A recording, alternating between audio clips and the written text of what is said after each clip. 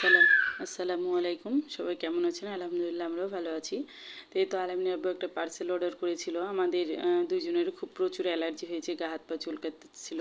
তো এই আপুর পেজে এই সাবানটা বলতেছিল অ্যালার্জির জন্য খুবই ভালো। এর আগে ওই আপুর পেজ থেকে আমি অনেক কিছুই নিয়েছি। তো এই সাবান দুইটা আলামিনের আব্বু মানে অসহ্য, ওর চুলকানিটা বেশি হয়ে যাচ্ছিল অ্যালার্জির জন্যে। তো বলতেছিল এই সাবানটা অর্ডার করে, এটা হচ্ছে অ্যালার্জির জন্যই মূলত এই সাবানটা এই জন্যই নেওয়া। আলামিনের আব্বু এটা দেখতেছিলাম আর ও বলতেছিল রাত্রে কোনো খাবার করা লাগবে না, বাজারে কোথায় যেন পিকনিক না কি হচ্ছে, তো ওর কাছে টাকা নিয়ে গেছে, বলছিল রাত্রের খাবার দিয়ে যাবে। আর এই তো সাবানটা দেখেন, আপনাদেরকে দেখাচ্ছি, অনেক বড়।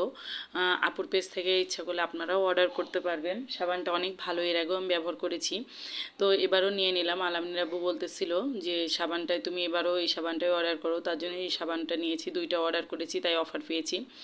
তো সাবান দেখতে দেখতে আলামিনের আব্বু যে রাত্রে খাবারের কথা বলছিল সেই খাবারটাও চলে এসেছে। আর অনেকটা রাত হয়ে গেছে, ফারদিনকেও খাইয়ে দিব। তো ফারদিন খাবার দেখে অনেক খুশি, বলতেছিল যে আম্মু রোস্ট দিয়েছে।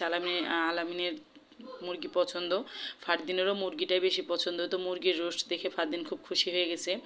আমি জানি না যে এটা কিসের জন্য মানে করেছে বা কেন করেছে, এটা বলতে পারবো না, কিন্তু আলামিনের আব্বু বললো রাত্রে খাবার করতে হবে না, তাই খাবার করিনি। তো কিছুক্ষণ পরে দেখতেছিলাম যে রাহাত এসে খাবারটা দিয়ে যায়, তো ও এসে দিয়ে গেল। আর খাবারটা গরম ছিল, এখানে মুরগির রোস্ট ছিল, একটা ডিম ছিল, সালাদ ছিল, আর এটা মুগের ডাল দিয়েছিল, এখানে গরুর গোস্ত। এটা আলামিনের আব্বু পরে বলতেছিল, আমি এটা বুঝতে পারি না, মনে করছি শুধু পোলাও, কিন্তু না, পরে দেখলাম যে এটা পোলাওটা কিমা পোলাও, যেটা এরা মানে আমিও বাসায় রান্না করেছি, কিন্তু এখানে গোস্তের পরিমাণটা মানে একটু বড় বড় ছিল। আর কিমা মূলত তো অনেক মিহি হয়, তো এই পোলাওয়ে গোস্তটা মানে ছোট করে পিস করা হয়েছে, তারপরেও মানে গোস্ত এমনি আলাদাভাবে এক্সট্রাভাবে করা হয় নাই, পোলাওর সাথে দিয়েই, এই পোলাওয়ের সঙ্গে দিয়ে এটা রান্না করেছে।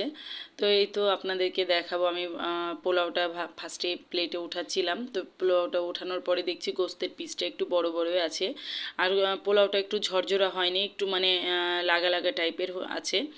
আর কিমা পোলাও মূলত ঝরঝরা হলে খেতে অনেক টেস্ট লাগে, অনেক ভালো লাগে, কিন্তু তারপরেও খাবারটা অনেক ভালো ছিল, অনেক টেস্ট ছিল, খেতে ভালোই লাগতেছিল।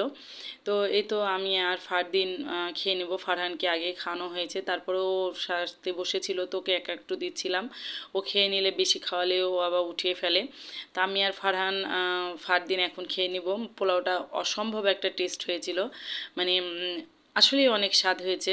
তো এই তো দেখেন গোস্তের পিসটা একটু মানে একটু মানে এটা কেমা পোলাও বলতেছে, কিন্তু গোস্তের পরিমাণটা মানে একটু বড় বড়ই ছিল। তো এই তো ফারদিনকে খাইয়ে দিব, ওকে ওষুধ খাইয়ে দিব, ওর হাতটা কমেই নি, ওর হাতটা অনেক ফুলে আছে, ওর জন্য খেতে পারতেছে না, ওকে খাইয়ে দিতে হচ্ছে 3 বেলায়। আর ফারহানকে এক একটু করে দিচ্ছিলাম খেতে। আলামিনের আব্বু যেহেতু মুরগির গোস্ত খায় না, ও মুরগির কোনো কিছুই পছন্দ করে না, তাই আমরাই খেয়ে নিচ্ছিলাম, যেহেতু এটা মুরগি ওর সঙ্গেই দিয়ে দিয়েছে, আলামিনের আব্বু খাবে না। তো এই তো আজকের ভিডিওটা এই পর্যন্ত। আপনারা সবাই ভালো থাকবেন, সুস্থ থাকবেন। আসসালামু আলাইকুম, আল্লাহ হাফেজ।